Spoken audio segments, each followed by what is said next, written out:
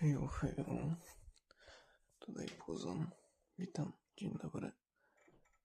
Ja już sobie leżałem w łóżku. Właśnie się zorientowałem, że kurka daily nie wstawiłem. Jest 9 po, więc nie wiem, czy to mi zostanie zaliczone, czy nie.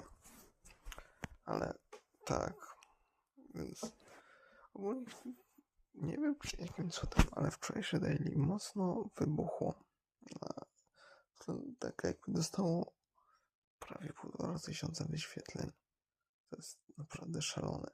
Nie wiem, jak to w ogóle działa, bo ono było dosłownie losowe.